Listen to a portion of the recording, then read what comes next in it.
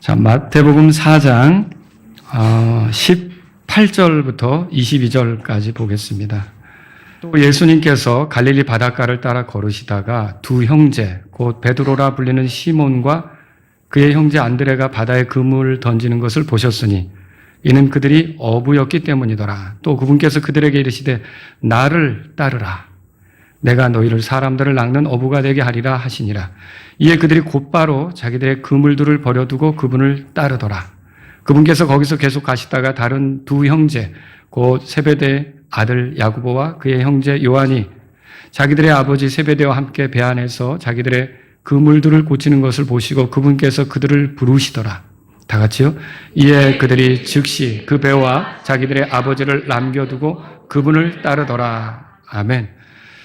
자, 여기 19절에 예수님께서 베드로하고 안드레에게 나를 따르라 이렇게 말씀하신 부분이 있어요. 그걸 우리가 발견하는데 오늘 제목은 나를 따르라 이런 제목으로 말씀을 드리도록 하겠습니다. 예수님께서 그 갈릴리 바닷가를 거니시다가 베드로라는 시몬하고 그의 형제 안드레를 발견하고는 이제 그때 그들이 그물을 던지고 있었거든요.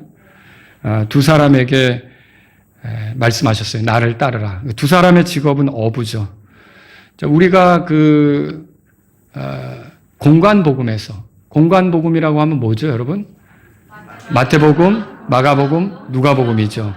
이 공관복음 안에서 그 예수님하고 베드로가 처음 만나는 것을, 그러니까 그 만나는 것을 기록한 그 첫 기록이 어디냐면 바로 이 부분이에요.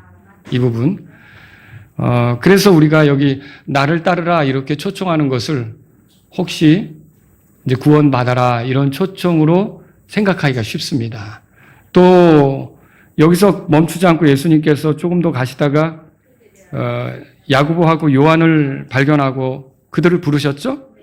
그랬더니 거기 22절 끝에 그들이 그분을 따르더라 그렇게 써 있죠. 자, 이게 이렇게 그분이 그들에게 부르실 때 구원받아라 이렇게 부르시는 걸로 생각할 수가 있습니다. 그런데 여러분 여기서 이 나를 따르라는 말은 구원받으라고 하는 그 초대, 그런 초청이 아닙니다. 그걸 알아야 돼요. 자, 이 초대, 이 초청은 뭐냐면 내 제자가 되라 그런 초청이에요. 내 제자가 되라 이렇게. 그래서 여기 보면 19절에 다 같이 한번 읽어보죠. 또 그분께서 그들에게 이르시되 나를 따르라. 내가 너희를 사람들을 낚는 어부가 되게 하리라 하시니라. 자, 예수님에게 어떤 계획이 있는데 이 계획에 너희들이 동참하면 좋겠다. 그런 초대예요. 그러니까 내가 하려고 하는 일에 너희가 같이 했으면 좋겠다. 그래서 사람을 낚는 어부가 되는 일. 그러니까 물고기만 잡던 사람들에게 사람을 낚는 어부가 된다는 말이 뭐예요? 누군가의 구원을 위해서. 그들이 건져지는 것을 위해서, 그들이 하나님의 자녀가 되는 일을 위해서 너희들이 나와 함께 하면 좋겠다. 이런 의미거든요. 자, 그래서 이 초대는 구원으로 지금 초대하는 게 아니라 예수님의 제자가 되라고 하는 초대다. 그렇게 정리할 수 있는 거죠. 여러분, 우리가 누군가를 주님께로 인도해야만 구원받습니까? 그건 아니죠. 예, 우리 중에는 아직 한 번도 누군가에게 이렇게 예수님을 전해서 예수님을 믿도록 도와준 그런 어떤 정확하게 그렇게 해본 일이 없는 분도 있어요. 더군다나 이제 예수님을 처음 믿은 사람들은 그런 기회를 갖기가 쉽지 않죠. 근데 그거 내가 누군가에게 복음을 못 전했다. 그래서 나는 구원받지 못한다. 그겁니까? 그건 아니죠. 이게 사람을 낚는 어부가 되냐 마냐 이 문제는 구원하고는 상관이 없는 거예요. 이거는 예수님의 제자가 되는 것, 그것과 관계가 있는 초청이다, 초대다, 그렇게 말할 수가 있는 거죠. 그래서 오늘 제가 여러분하고 여기 나를 따르라는 말을 중심으로 해서, 우리가 주님이 우리를 부르시는 거에 있어서 구원받았다면, 그 다음에 우리가 또 생각해 봐야 될 부르심이 뭔지를 이 말씀을 통해서 살펴보기를 원하는 겁니다. 자, 여기 나를 따르라는 말씀이 있기 전에, 지금 마태복음 4장에 요 내용이 있기 전에 베드로는 예수님을 만난 적이 없을까? 이게 처음으로 예수님을 만난 장면일까? 여러분 어떻게 생각하십니까? 자, 성경 기록은요, 모든 그 예수님과 제자들의 만남을 다 정확하게 상세하게 모든 걸 다 기록하는 건 아닙니다. 필요한 부분만 이제 기록하게 되는 거죠. 자, 우리가 그런데 예수님을 베드로가 만났느냐 이 부분을 다른 곳에서 좀 발견할 수가 있어요. 한번 요한복음 1장으로 가보세요. 요한복음 1장. 요한복음 1장. 여기는 침례자 요한이 등장합니다. 근데 여러분 베드로가 예수님을 처음 만나게 된 게 누구 소개로 예수님을 만나게 됐죠? 안드레. 베드로의 형제였던 안드레가 아주 그냥 흥분해서 내가 메시아를 만났다. 메시아를 찾았다. 이렇게 얘기했기 때문에 안드레의 말을 듣고 쫓아가서 예수님을 만나게 된 거예요. 근데 여러분 원래 안드레는 누굽니까? 자, 35절에 보세요. 1장. 다시 이튿날 요한이 자기 제자들 중에 두 사람과 함께 서 있다 그랬죠? 침례자 요한의 제자 두 사람이 있었어요. 근데 그 사람들이 무슨 얘기를 들었냐면 예수님이 지나가실 때 침례자 요한이 하나님의 어린 양을 보라 이렇게 말하는 걸 들었던 거예요. 그게 36절에 써 있죠? 그 두 제자가 그 말하는 걸 듣고 예수님에게로 향했죠. 그 예수님에게로 갔는데 그들 중에 하나가 안드레였던 거예요. 그리고 그들 중에 하나는 우리가 이 요한복음을 기록한 요한이라고 생각하는 거예요. 예수님의 제자인 요한. 자, 그런데 여기 안드레가 예수님하고 같이 이렇게 지내게 됐어요. 예수님하고 같이 이렇게 지내면서 예수님의 말씀을 듣고 예수님하고 함께 보내더니 놀란 거예요. 메시아를 만난 거죠. 근데 가만히 있을 수가 없었던 거예요. 그래서 베드로에게 가서 자기 형제 베드로에게 내가 메시아를 찾았다. 이렇게 메시아를 만났다. 이렇게 얘기하죠. 41절 한번 읽어보실래요? 그가 먼저 자기 형제 시몬을 찾아 그에게 이르되 우리가 메시아를 찾았다 하니 메시아는 번역하면 그리스도라. 여러분이 그 사마리아 여자 얘기 아실 거예요. 우물에 물길로 왔다가 처음엔 유대인 남자인 줄로 알았다가 예언자인 줄로 알았다가 메시아를 기다리고 있다고 그랬는데 네가 너랑 얘기하고 있는 내가 바로 그다 그러니까 물동이를 버려두고 흥분해서 들어가서 도시 사람들에게 내가 메시아를 만났다고 떠들잖아요. 그것과 똑같은 일이 안드레에게 일어난 거예요. 그러니까 메시아를 만난 게 너무 기뻐서 그러면 안드레에게는 메시아라는 확신이 있었던 거예요. 나사렛 예수가 그냥 단지 사람이 아니라 메시아라는 확신이 여기 있었던 거죠. 그래서 베드로에게 쫓아가서 형인지 동생인지 모르겠지만 어쨌든 형제죠. 그러면서 이렇게 내가 메시아를 만났다라고 이렇게 하니까 그럼 여러분 베드로로서 만약 평상시에 메시아에 대해서 관심이 없다. 그리고 메시아를 기다리지도 않았다. 그러면 그 안드레가 흥분하는 거에 움직일 수 있을까요? 안드레가 막 좋아서 내가 메시아를 찾았다 그래도 뭐 그게 그렇게 좋다고 그래? 나는 고기나 잡으러 간다. 이렇게 했겠죠. 근데 안드레의 말을 듣고 그리로 쫓아가거든요. 그러면 그 말은 무슨 의미가 있냐면 베드로도 물고기 낚는 어부이긴 했지만 기다리고 있었다는 거죠. 언젠가 하나님께서 이 땅에 보내시기로 한 그분, 하나님의 어린 양인 분, 메시아를 보내시기로 했는데 그분이 오신다면 얼마나 좋을까? 기다리고 있었는데 마치 형제가 와서 메시아를 찾았다고 하니까 가만히 있을 수 없지. 가서 보자. 이렇게 가서 예수님을 만났던 거예요. 그러니까 베드로에게도 사실 그리스도에 대한 관심이 있었고 나사렛 예수가 메시아라고 하니까 아주 찾아가서 그분을 뵙게 된 거죠. 예수님께서 딱 알아보시고는 42절에 보세요. 또 그가 시몬을 데리고 예수님께로 왔더라. 예수님께서 그를 바라보시고 이르시되 너는 요나의 아들 시몬이라. 너는 게바라 불리리라. 게바는 번역하면 돌이라. 베드로, 피터가 돌이죠. 그런 이제 예수님이 베드로에게 특별한 얘기를 해주셨던 거예요. 그러면 베드로가 예수님을 만나는 장면은 다른 데도 지금 기록이 되어 있는 거죠, 여러분. 그렇죠? 우리가 그렇게 볼 수 있고요. 누가복음 4장으로 가보세요. 누가복음 4장으로. 그러면 여러분 베드로의 집에 예수님이 찾아간 적이 있다 없다? 예, 찾아간 적이 있죠? 예, 베드로의 집에 예수님이 들어가셨던 거예요. 예수님이 오시는 거를 받아들였죠. 그래서 여기 보면은 38절부터 누가복음 4장 38절부터 그런 내용이 있는데 자, 여기 시몬의 아내의 어머니가 심한 열병에 걸렸다 그렇게 써 있어요.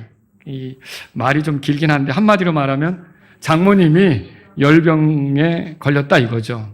그러니까 베드로가 결혼한 사람이라는 걸 우리가 생각해 볼 수가 있고요. 그런데 사람들이 이 베드로의 장모님 때문에 예수님께 간청을 한 거예요.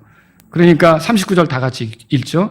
이에 그분께서 서서 그녀를 굽어보시고 열병을 꾸짖으시니 그것이 그녀를 떠났고 즉시 그녀가 일어나 그들을 섬기더라. 그러면 베드로로서는 놀라운 경험을 한 거예요. 예수님을 자신의 집에 들여서 같이 시간을 보내게 됐는데 자기 장모님이 열병으로 끙끙 앓고 있는 그 시점에 사람들이 도움을 요청했더니 예수님이 즉시로 그 장모의 열병을 떠나게 하시고 온전하게 해서 사람들을 섬기는 일이 생긴 거죠. 여러분 이거 충격이겠죠. 우와, 놀랍다. 예수님에 관해서 이렇게 안드레도 지내보고 같이 지내보고 이분 메시아다라고 느꼈던 것처럼 확신했던 것처럼 베드로도 점차 이렇게 예수님에 대한 생각이 깊어지고 있었던 거죠. 그러다가 지금 누가복음 4장이죠? 그리고 누가복음 5장으로 가보세요. 이런 일이 있게 되는 거예요. 1절에 또 이 일이 일어났으니 그 사람들이 하나님 말씀을 들으려고 그분께 밀려올 때에 그분께서 게네사렛 호숫가에 서서 게네사렛 호숫가라 그러는데 다른 말로 바꾸면 갈릴리 바다예요. 갈릴리 바다를 이렇게도 불러요. 게네사렛 호숫가. 자, 배 두 척이 호숫가에 세워져 있는 것을 보시더라. 그러나 어부들은 배에서 나와 자기들의 그물을 싣고 있더라. 배 두 척이라 그러면 베드로, 안드레의 배, 그리고 또 하나는 뭐 야고보, 요한의 배일 수도 있고요. 이렇게 이제 그 그물을 싣고 있었던 거예요. 그런데 예수님께서 그 그물 던지는 것을 보셨다고 마태복음 4장에 써 있었죠? 4장 18절에. 그들이 그물 던지는 걸 보고 찾아가셨잖아요. 거기는 굉장히 간단하게 기록이 돼 있다면 여긴 좀 더 자세하게 기록되어 있는 거예요. 그물 던지는 걸 보셨지만 여러분 그 사람들이 밤새도록 수고했는데 물고기 잡았어요? 못 잡았어요? 못 잡았죠. 그리고 이제 새벽녘에 아침이 오면서 그물을 청소하기 위해서 이제 지금 있는 거예요. 그런데 예수님께서 그 바닷가를 가까이 거니시다가 가까이 그들에게 다가가셔서 배에 오르시더니 집에도 들어간 적이 있으니까 배에 오르시더니 배 좀 잠깐 띄워보지. 그렇게 이제 요청을 해서 배를 띄웠더니 사람들이 몰려왔잖아요. 거기서 사람들에게 가르치는 거예요.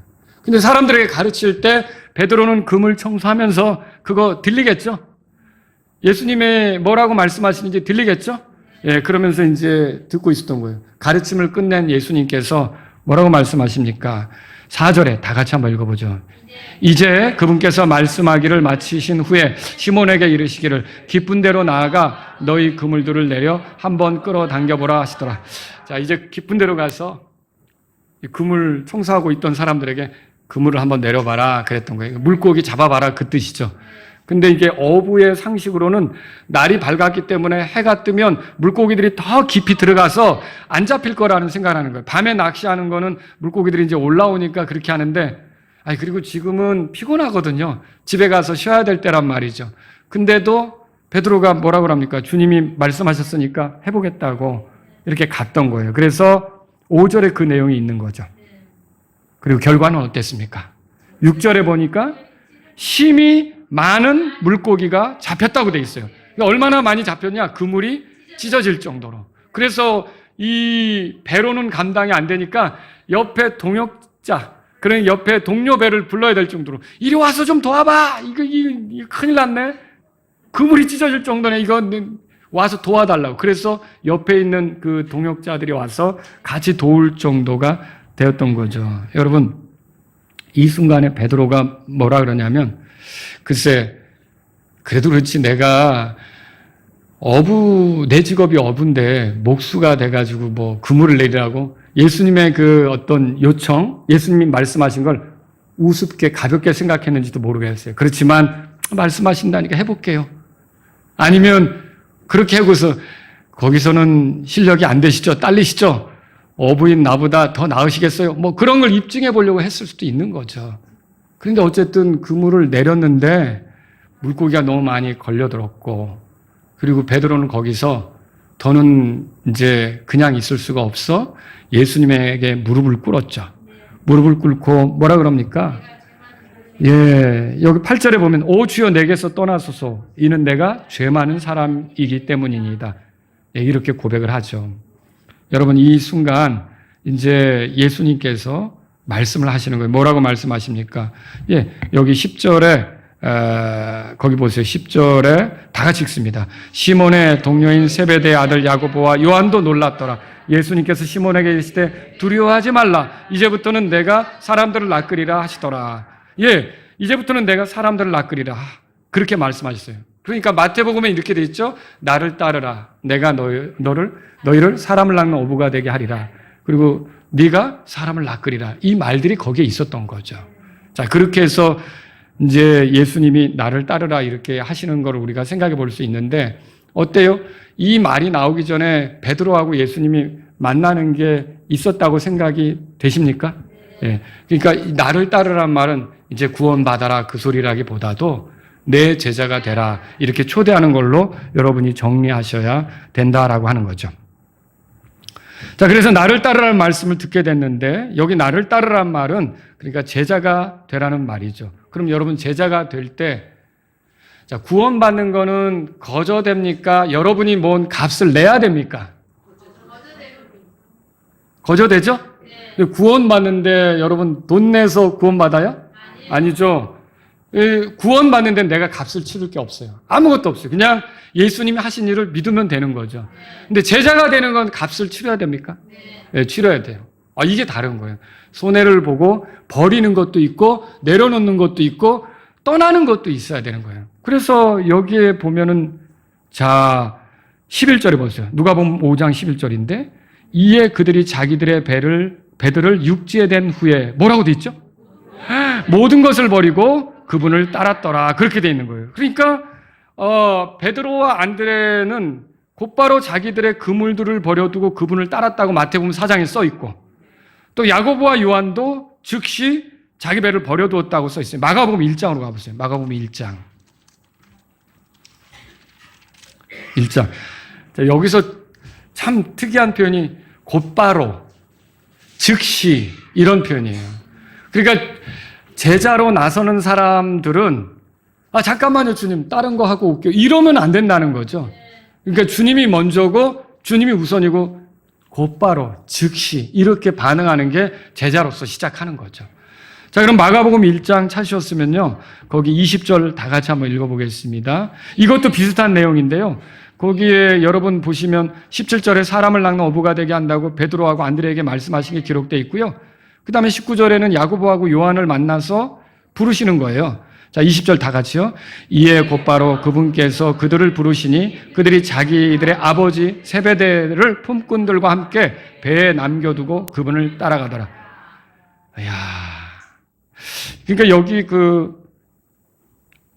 이 요한, 야고보도요, 어떻게 했냐면 품꾼들과 함께 모든 걸 남겨뒀어요. 아버지도 남겨두고, 품꾼들도 남겨두고, 배도 남겨두고. 여기 품꾼이 있다는 표현은 세베대라고 하는 이 두 사람의 아버지가 품꾼을 부릴 정도라면 유력하다는 거죠. 넉넉하고 힘이 있고, 그래서 이 야고보하고 요한은 만약에 아버지를 따라서 갈릴리 바다에서 수산업을 하기만 한다면 장래가 보장된 사람들이에요. 아버지의 든든한 지원 속에서 정말 굉장한 수산업자로 성공할 수 있는, 물고기 잡아서 거래하면서 돈을 많이 벌 수 있는 그런 위치에 있는 사람들이라는 거죠. 그리고 또 아버지가 어부인데 자기들도 그걸 따라서 이렇게 배우는데 얼마나 잘 배웠겠어요. 그래서 기가 막히게 어부 노릇을 하고 돈도 많이 벌 수 있는 상황인데 예수님께서 그들을 부르셨을 때 이미 예수님을 만난 사실이 있다 그랬잖아요. 과거에 그 예수님이 자기들을 제자로 부르실 때는 어떻게 했어요? 아버지도 품꾼들도 배도 다 버려두고 떠난 거죠. 이건 뭘 얘기하는 겁니까? 이게 결국 그들이 직업도 버려두고 그들의 생활에 대한 것들도 버려두고 이렇게 따라 나선 것과 같다는 거죠. 여러분 구원은 무료예요. 그죠? 거저되는 거예요. 근데 제자가 되는 것은 어때요? 값을 지불하셔야 돼요. 구원받은 사람은 예수님의 제자로 시작해야 맞아요. 그러니까 구원받았다면 다 예수님이 제자가 되기를 원하는 거예요. 그런데 구원받았어도 제자로서 자각하지 못하는 경우가 있어요.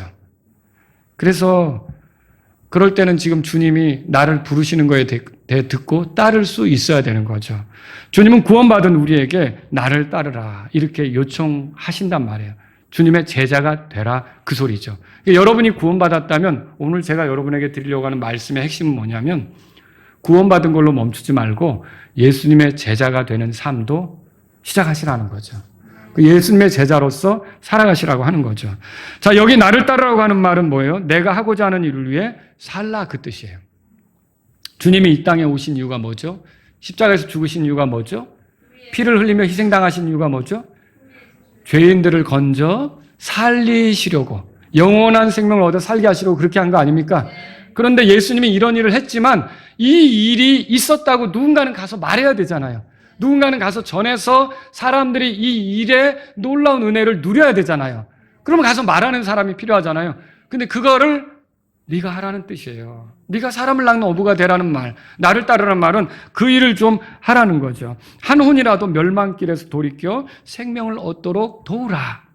이게 제자가 되라는 초대예요. 이게 제자의 삶을 살라는 거예요. 그러면 이런 삶을 위해서는 예수님으로부터 배워야죠. 배워서 예수님을 닮아야죠. 예수님의 어떤 모습이 드러나야죠. 사람들이 나를 보고서 호감을 가져야죠. 어떻게 하면 나도 저 사람처럼 살 수 있을까? 그렇게 생각이 돼야죠. 그때 우리가 우리의 선생님이시고 우리를 가르쳐 주시고 우리를 구원하셨지만 먼저는 그분에 대해서 말할 수 있는 기회를 가져야죠. 그래서 이렇게 하도록 예수님께서는 지금 나를 따르라 이렇게 초대한다는 거죠. 근데 여러분, 예수님의 복음을 전하지 않는다, 혹은 제자로서 살지 않는다, 그럼 구원을 잃어버립니까? 아니에요. 구원을 잃어버리는 건 아니에요. 근데 제자로서 살지 않으면 놓치는 게 있어요. 그게 궁금하죠? 구원을 잃어버리지 않으면 뭘 놓칠까? 여러분, 마태복음 19장에 가보세요. 마태복음 19장에. 19장. 예수님을 따랐던 베드로가 궁금했어요. 그래서 물어보는 거죠. 제자로서의 삶을 사는 베드로가 궁금했던 거예요. 27절, 그때 베드로가 그분께 응답하여 이르되 보소서 우리가 모든 것을 버리고 주를 따랐나이다. 우리가 주님의 제자로서의 길을 걷고 있나이다. 그런 거 아닙니까? 그러므로 우리가 무엇을 얻으리까 하더라. 뭘 얻을지 물었던 거죠. 여러분 궁금하지 않습니까? 그때 28절 다 같이 읽습니다. 이에 예수님께서 그들에게 이르시되 진실로 내가 너에게 이르노니 인자가 자기 영광의 왕좌에 앉게 될 중생의 때에 나를 따른 너희도 12왕좌에 앉아 이스라엘 12지파를 심판하리라. 여러분 여기 인자는 누구예요? 예수님이죠. 예수님이 자기 영광의 왕좌에 앉게 될 때가 있대요. 이게 언제입니까? 그분이 와서 왕으로서 자신의 왕국을 여는, 천년왕국을 열고 하늘의 왕국을 여는 그때죠. 여러분 예수님이 이 땅에 다시 오셔서 세상을 통치할 걸 믿으십니까?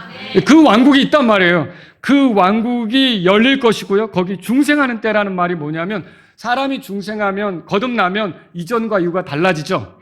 그것처럼 세상도 중생의 때가 있는 거예요. 그게 뭐냐면 이전과 이후가 달라지는 때가 있는 거예요. 지금은 마귀로 인해 더럽혀졌고 세상 사람들이 죄로 인해 더러워졌지만 이게 완전히 바뀌어서 평화롭고 건전하고 거룩한 그런 때가 도래하게 된다는 거죠. 이 때를 중생의 때라고 하는데 이 바뀌는 때에 예수님께서 왕좌에 앉으시면 그분을 따랐던 제자들은 어떻게 된다는 겁니까? 여기에 나를 따른, 이거 보세요. 나를 따른 그랬어요. 그러니까 내 제자로서 산 너희도 12왕좌에 앉아 이스라엘 12지파를 심판하리라.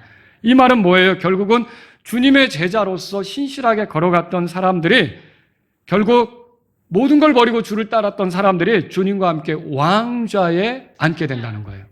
그리고 그리스도의 심판 속에서 왕관을 받고 주와 함께 다스린다는 거죠. 그리고 여기 심판까지도 한다고 그랬어요. 이스라엘의 12지파를 심판하리라. 통치자들로 세워져서 주님과 함께 심판하는 위치에 있게 될 것이다. 지금 이런 약속을 한 거죠. 여러분 이게 주님을 따르는 사람들에게 제자로서의 길을 걷기로 한 사람들에게 주어지는 거라는 거죠. 그리고 이어서 말씀하시죠. 29절 다 같이 읽습니다. 또 내 이름으로 인하여 집들이나 형제들이나 자매들이나 아버지나 어머니나 아내나 자식들과 토지들을 버린 모든 사람마다 100배를 받고 또 영존하는 생명을 상속받으리라 그랬어요. 예수님 말씀대로 예수님의 제자 곧 모든 것을 버리고 주님을 따르는 사람은 영존하는 생명 얻는 건 당연한 일이에요. 맞죠? 영존한 생명 얻죠. 근데 그걸로 끝나는 게 아니라 그들이 드린 거 있잖아요. 그들이 희생한 거 있잖아요. 그들이 이거 내려놓은 것에 100배를 받는다고 돼 있어요. 그러니까 이게 영존하는 생명만 누리는 것이 아니라 주님으로부터 오는 보상도 누리게 될 것을 우리가 엿볼 수 있죠. 잃어버린 것보다 더 많은 것들을 누리게 될 것에 대해서 말씀하고 있다는 거죠. 이게 예수님의 제자들에게 주어질 거예요. 신실하게 주님을 따른 사람들에게 주어질 거라는 거죠.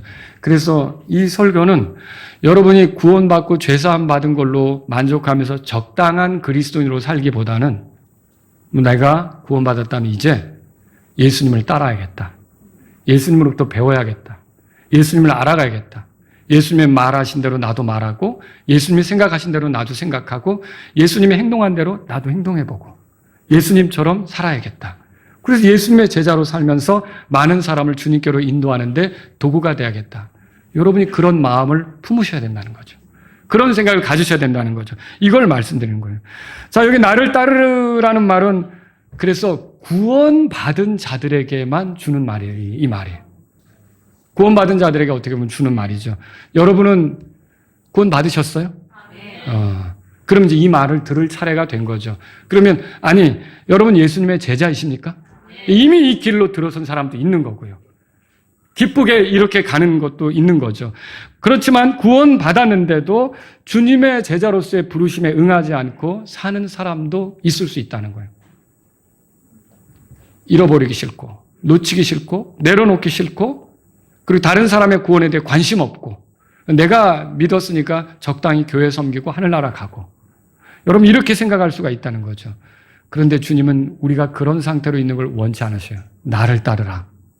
구원을 위한 초대가 아닙니다.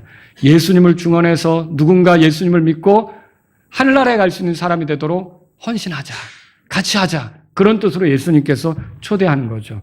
구원은 거저 받는다고 했지만 이런 일에는 희생이 따르는 거예요. 손해를 보는 게 따르는 거죠. 그러니까 보상이 있는 것은 너무도 당연하죠. 여러분 보험회사에서 보상을 줄 때는 손해본 사람이 손해본 게 명확할 때 그 보상을 주는 거잖아요. 근데 손해본 것도 없는데 보상금을 타려고 하면 그거는 잘못하면 걸릴 수도 있어요. 문제가 될 수도 있어요. 조사에서 이게 손해본 일도 없는데 피해본 일도 없는데 보상을 청구하시네? 이거 문제가 될 수 있는 거죠. 그러니까 여러분이 그리스도의 심판석에서 오는 보상을 누리려면 주님의 제자로서 내려놓는 거, 잃어버리는 거, 희생하는 거, 헌신하는 거 이런 것들이 있어야 된다는 거죠. 근데 주님은 지금 우리에게 나를 따르라 그렇게 말씀하시는 거라는 거죠. 오늘날 건전한 교회가 그럼 어떤 교회일까요? 마라나타 침례교회 좋은 교회 되기를 원하십니까? 네. 구원받은 사람들이 모이는 교회 되는 거 원하죠? 근데 여기서 업그레이드 돼야 돼요. 이제 창립 19주년을 맞고 있는데 우리 교회에게 이제는 예수님의 제자로서 사는 사람들이 많아져야 돼요. 업그레이드 돼야 돼요. 구원받은 사람, 구원받은 건 물론이거니와 보세요. 성경을, 사도행전을 찾아보세요. 사도행전. 자, 아주 건강한 교회들이 어떤 모습을 드러내는가. 사도행전 1장을 펴보세요. 1장. 예수님이 약속하신 거 있었죠? 이 예수님의 부활을 500여 명이나 이렇게 목격했다고 성경에 나오는 거 읽어보셨죠? 그런데 주님이 약속한 것을 기다리며 기도했던 사람들은 누군가요? 15절에 보세요. 다 같이 읽겠습니다. 또 그 무렵에 베드로가 제자들 한가운데서 일어나 이르되 함께한 자들의 이름의 수가 약 120명이다. 이 120명의 제자들이에요. 제자들. 이 제자들이 주님이 약속한 것을 기다리며 기도하고 있었던 거예요. 여러분 이게 구원받은 사람들이 모여야 되죠. 거기서 멈추지 않고 구원받은 사람들이 제자로서 살고자 하는 그런 교회가 건강한 교회가 돼요. 그 증거들을 사도행전 6장으로 가보세요. 사도행전 6장. 1절에 그 무렵에 뭐라고 돼 있어요? 제자들의 수가 크게 늘어났다 그랬어요. 제자들의 수. 그리고 여러분 여기 6장에 보시면 그 밑에 7절에 보세요. 다 같이 7절 읽겠습니다. 이에 하나님의 말씀이 흥왕하고 제자들의 수가 예루살렘에서 크게 늘어났으며 제사장들의 큰 무리도 이 믿음에 순종하였더라. 이 예루살렘 교회가 부흥할 때 뭐가 늘어났다고요? 제자들의 수가 늘어났다는 거예요. 그러니까 죄사함 받았다고 만족하고 그냥 있는 사람들이 아니라 이렇게 내가 하나님의 은혜로 구원받았다면 이제는 예수님을 따라가는 사람, 예수님을 닮아가는 사람, 예수님으로부터 배우는 사람, 그런 사람이 돼야겠다라고 이렇게 그 성도들이 많이 모인 교회가 말씀이 흥황하면서 부흥하는 거죠. 마라나타 침례교회가 그런 교회가 되기를 원하십니까? 여러분, 거기서 끝나지 않습니다. 사도행전 16장에 가보세요. 16장. 디모데라는 사람 아시죠? 예.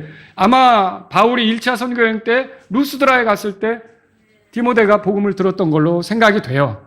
근데 2차 전도여행 때 다시 방문한 거예요. 방문했는데 그게 몇 년의 세월이 흘렀겠죠? 근데 여기 보니까 1절에 그 후에 바울이 더베와 루스드라에 이르렀는데 보라, 거기에 이름이 뭐라고 돼 있어요? 디모데라 하는 어떤 제자가 있었더니, 디모데라 하는 어떤 형제가 있었더니, 디모데라 하는 어떤 성도가 있었더니, 그렇게 안 하고 디모데라고 하는 어떤 제자가 있었다고 돼 있어요. 그는, 그리고서 2절에 그가 루스드라와 이고니움에 있던, 여기는 또 뭐라고 돼 있어요? 형제들에게 좋은 평판을 얻었다. 그러니까 이 여러 형제들이 있는 가운데 이 디모데가 제자로서 좋은 평판을 얻었던, 정말 주님을 알아가고 주님을 닮아가고 주님을 따라가는 사람이다라는 소리를 듣게 된 거죠. 그걸 보고 바울이 나랑 같이 선교여행 가자, 데리고 가기 시작한 거예요. 그때부터 사역의 길로 들어간 거죠. 여러분, 이게 제자 디모데를 우리가 여기서 발견하는 거죠. 그러니까 하나님께서는 우리가 구원받고 죄사함 받은 것으로만 멈추는 게 아니라 아직 나머지 우리가 살아갈 시간이 많잖아요. 이때 뭐 할 거예요? 구원받고 우리가 세상 사람하고 똑같이 사는 게 아니라 이젠 구원받고 누구를 알아가는 거예요? 예수님을 알아가고 예수님을 닮고 예수님으로부터 배우고 이렇게 걷는 것을 주님은 원하신다는 거죠. 이걸 우리가 알 필요 있어요. 그래서 우리는 이 두 가지 부름을 이해해야 돼요. 처음에 내가 죄인아 내게로 오라, 그 부르심이 있잖아요. 여러분 이거 응하셨어요? 네, 우리는 응했기 때문에 구원받았다고 하죠. 근데 이걸로만 끝나지 않아요. 마태복음 11장으로 가보세요. 마태복음 11장. 마태복음 11장. 그래서 저는 묻고 싶은 거예요. 여러분은 제자이십니까? 예수님의 제자이냐는 거죠. 구원받은 사람이며 또한 제자이냐, 이거를 여쭙고 싶은 거죠. 18장 28절에 보세요. 이게 부르심은 크게 여기 이 구절들에 보니까 두 가지가 있더라고요. 하나는 구원으로 부르심이고 다른 하나는 제자로의 부르심이에요. 28절 보세요. 수고하고 무거운 짐을 진 너희 모든 자들아 내게로 오라. 그리하면 내가 너희에게 안식을 주리라. 자, 여기서 내게로 오라 이 말 있죠. 이거는 내게로 오라 이 말은 어떤 부르심이에요? 구원받으라는 부르심이에요. 죄인들아, 죄의 짐으로 무거운 짐을 지고 수고하는 모든 자들아 내게로 오라는 거죠. 그래서 죄인이 이 부르심을 듣고 자기가 죄인인 걸 인정하고 예수님이 구원자라는 걸 인정하고 그분이 내 죄를 해결한다고 인정하고 그분에게 자기의 죄 문제를 맡기면서 나의 구주시라고 이렇게 그분께 나오게 되면 안식을 얻는데요. 안식을 얻죠? 너희에게 안식을 주라 그랬어요. 그럼 이때 얻는 안식은 뭐예요? 용서받은 안식. 죄 때문에 지옥 가지 않는 안식. 하늘나라 가는 안식. 심판받지 않는 안식. 하나님과 관계가 회복된 안식. 이런 안식을 준다는 거죠. 이게 우리가 구원받는 것을 얘기하는 거예요. 그런데 여기서 이것만 있지 않아요. 29절 다 같이 읽죠? 나는 마음이 온유하고 겸손함으로 내 멍에를 너희에 메고 내게 배우라. 그리하면 너희가 너희 혼의 안식을 찾으라. 자, 여기서 내게 배우라 있죠?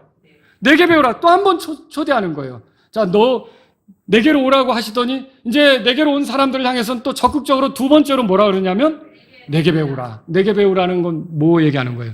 내 제자가 되라 그 소리예요. 내 멍에를 베고 내게 배우라 이거죠. 그렇게 배우면 너희 혼에 안식이 있다 그렇게 말하고 있어요. 이게 뭐예요? 비록 하나님의 자녀라도 주님의 뜻대로 살지 못하면 마음의 평안을 누리지 못할 수가 있어요. 기쁨을 누리지 못할 수가 있어요. 그렇지만 우리가 하나님의 말씀을 배워서 예수님께 배워서 그분께 맞춰가면 여기서 기쁨이 솟겠죠. 평안이 넘치겠죠. 그런 너희 혼의 안식을 얻는다고 내게 배우라. 주님께서 제자로서 살면 너희가 실질적으로 안식을 누리는 그런 삶을 살 수 있다고 말씀하시는 거죠. 이게 지금 우리에게 말하는 거예요. 그러니까 죄사함이 주는 안식을 넘어서 주님과 함께 살아가는 안식 있죠. 그것도 우리가 누리기를 원하는 거예요. 저도 구원받은 걸 생각하면 마음에 안식이 있죠. 나는 지옥에 가지 않는다. 하늘나라 간다. 하나님이 내 아버지다. 나는 더 이상 죄인이 아니라 하나님의 아들로 삼아 주셨다. 안식이죠. 그런데 살아가는 모습은 어떤가요? 어느 땐 이렇게 말하는 건 아닌데, 이렇게 우리 아들한테 하지 말았어야 되는데, 우리 아내한테 이런 식으로 행동하지 말았어야 되는데, 만약에 그게 걸리는 것이 있으면 그래도 뭐 죄 용서 받았으니까 괜찮지 이렇습니까? 마음이 불안하죠. 마음이 힘들죠. 근데 제가 그런 모든 그 관계 속에서 예수님께 배운 말씀대로 내가 해나간다. 그럼 여기가 어떨까요? 안식이 있죠. 평안이 있죠. 주님은 그걸 원하시는 거예요. 이제 네가 구원받았다면 거기서 멈추지 말고 그런 제자로서의 안식을 누리며 가라고 이렇게 우리에게 말하는 거죠. 여기서 여러분 우리 교회가 침례교회라는 거 아시죠? 이게 뭐 물침례를 주니까 그게 아니라 침례신앙을 가진 사람들의 모임이라는 거예요. 그러면 침례신앙은 뭐예요? 그리스도와 함께 내가 죽었고 그리스도와 함께 내가 묻혔고 그리스도와 함께 내가 생명의 새로운 가운데 일어났고 여러분 이게 침례신앙 아닙니까? 근데 이 침례신앙을 여기선 뭐라고 표현했냐면 내 멍에를 매라 그렇게 표현한 거예요. 그러니까 내 멍에를 매라는 말은 주님과 함께 갈 생각을 하고 멍에를 이렇게 매버리면 같이 가는 거잖아요. 그러니까 나를 이끄는 그분이 가는 대로 내가 따라가는 거예요. 거기에 내가 있어요, 없어요? 있죠. 근데 내 주장을 할 수 있어요? 없죠. 누구 주장대로 가야 돼요? 그분의 주장대로 가는 거죠. 멍에를 메우라는 건 너가 그리스도와 함께 이제 죽었고 묻혔고 부활했고 네가 사는 것이 아니라 네 안에 그리스도께서 사신다는 생각으로 움직여야 된다 그 소리예요. 그러니까 이거는 우리에게 침례신앙을 말하는 것이기도 한다는 거죠. 근데 이렇게 제자가 되려면 먼저 필요한 건 뭐예요? 먼저 그분께 와야죠. 구원받아야 되는 거예요. 그러니까 제자로서 삶을 살더라도 구원받지 못하면 가룟유다 꼴이 나는 거죠. 내게로 오라. 구원으로의 초대가 먼저 있는 거예요. 그리고 구원받은 사람들은 거기서 멈추지 말고 예수님 뭘 원하시는 거예요? 내게 배우라. 내 제자가 되라. 내 멍에를 매라. 나와 함께 가자. 그러면 여러분 제자로서 사는 건 다른 거 아닙니다. 주님이 기뻐하는 건 나도 기뻐하고 주님이 싫어하는 건 나도 싫어하고 주님이 가는 곳은 나도 가고 주님이 가기 싫어하는 곳은 나도 가기 싫어하고. 왜요? 멍에로 같이 따라가는 거니까. 그럼 거룩한 삶이 이루어지게 된다는 거죠. 예수님께 나온 사람들을 향해 주님은 자신과 함께 멍에를 매도록 초청하는 거예요. 주님은 먼저 생명을 얻도록 초청하고요. 생명을 얻은 사람이 그 생명이 풍요로워지기를 원하셔요. 내가 온 목적은 양들에게 생명을 주고 거기서 끝나는 게 아니었죠? 생명이 더 풍요롭게 되기를 원한다. 근데 많은 사람들이 이 경험을 못하는 게 고민을 하는 거예요. 나를 따르라 하지만 고민을 하는 거예요. 거기서 망설이는 거예요. 거기서 계산하는 거예요. 거기서 잃을 것 때문에 막 마음이 졸여서 어떻게 못하는 거죠. 찬송은 그렇죠. 언덕을 떠나서 창파에 뱉디어 깊은 바다로 나아가 보라고 하지만 두려운 거죠. 잃어버릴 거, 놓칠 거 이런 것 때문에. 그런데 성경은 예수님은 그렇지 않다는 거죠. 우리에게 나를 따르라. 나를 따르라. 이렇게 말씀하고 있는 거예요. 여러분 생명을 얻고 그 생명이 더 풍요로워지는 걸 원하는 거예요. 하나님의 아들이 됐죠? 그러면 아들로 끝나는 게 아니라 아들답게 멋지게 살아보라는 거죠. 거듭났죠? 거듭난 걸로 끝나는 게 아니라 거듭난 삶을 충분히 드러내라는 거죠. 근데 이걸 깊이 생각을 못 하는 거예요. 많은 사람들이 이거를 다른 사람의 구원도 생각을 못 하고 자기 삶에서 이런 주님의 어떠하심을 드러낼 수 있는 기회가 앞으로 열려 있다는 것도 모르고 다른 쪽에 그 시간과 물질과 에너지를 낭비하는 거죠. 능력을 낭비하는 거죠. 여러분 이건 나중에 후회할 일이 된다라고 하는 겁니다. 예수님은 이렇게 우리를 두 가지로 부르셔요. 먼저 내게 오라. 구원받으라는 거죠. 그런데 구원받은 사람들에게 뭐라 그래요? 내게 배우라. 내 제자가 되라는 소리예요. 제자가 되라. 그래서 여러분 죄사함 받으라고 하시고 거기서 끝나지 않고 죄와 싸우는 거룩한 삶을 살아봐라. 그렇게 얘기하는 거고요. 또 거듭나라 하시고는 거듭남에 어울리게 살아봐라. 그렇게 하시는 거고요. 여러분 구원으로 초대하시고 다음에 제자로 살아가게 하시는 이게 주님의 이 부르심, 이걸 여러분이 오늘 들으셨으면 좋겠어요. 주님은 우리에게 뭘 원하시는 거예요? 죄사함 받았다고 적당히 이렇게 신앙생활 하는 게 아니라 예수님의 제자로서 한번 살아보라고 나를 따르라 이렇게 부르신다는 거죠. 여러분 이 부르심에 응하지 않겠습니까? 여러분 구원받았습니까? 그러면 이제 필요한 건 뭐라고요? 제자로서 사는 거죠. 근데 그렇지 않다면 여러분이 구원받지 못했다면 먼저는 예수님께 와야 돼요. 정직하게 자기가 죄인인 걸 인정하고 예수님께서 여러분의 죄 때문에 죽으시고 부활하신 것을 인정하고 예수님이 구원자라는 걸 받아들이시고 예수님 때문에 하나님의 용서를 누릴 수 있다는 소망으로 예수님께 나를 구원해달라고 요청하시면서 나와야 되는 거죠. 그 사람은 구원받아요. 여러분 구원받으셨습니까? 그렇다면 이제 오늘 이 말씀에 따라 주님, 나도 제자로서 살아가길 원합니다. 주님으로부터 배우기를 원합니다. 주님과 같이 멍에를 메고 이제 주님이 이끄시는 대로 가기를 원합니다. 내가 구원받았지만 내가 주도하고 내가 생각한 대로 움직이던 사람인데 이제는 주님의 뜻에 맞추어 걷는 그런 사람이 되기를 원합니다. 여러분에게 이런 마음이 있기를 원합니다. 다 같이 일어서시겠습니다. 오늘 이 말씀을 들으신 여러분 가운데 주님, 저를 구원해 주셔서 감사합니다. 내게로 오라고 불러주셨고 죄인인 나를 불러서 회개에 이르게 하시고 믿음으로 결국은 하나님의 자녀로 살게 하신 것 감사합니다. 그런데 주님이 나를 부르시며 내게 배우라고 하시니 이제 내 나머지 삶은 주님의 제자로서 걷기를 원합니다. 주님을 따라가기를 원합니다. 이런 분이 있다면 이 시간 주님께 나아가십시오. 주님, 나는 구원받고 죄사함 받았다고 하지만 제자로서의 삶은 깊이 생각하지 못했어요. 하지만 오늘 이 말씀을 통해서 내 나머지 삶을 주님의 제자로서 걷는 그런 사람이 되기를 원합니다. 이런 분이 있다면 이 시간 주님 앞에 나아가십시오. 주님, 언젠가 주님을 만날 때 주님을 아주 닮은 모습의 사람으로 드러나길 원합니다. 내 삶을 이끌어 주십시오. 주님, 여러분이 이 시간 주님께 도움을 요청하시기 바랍니다.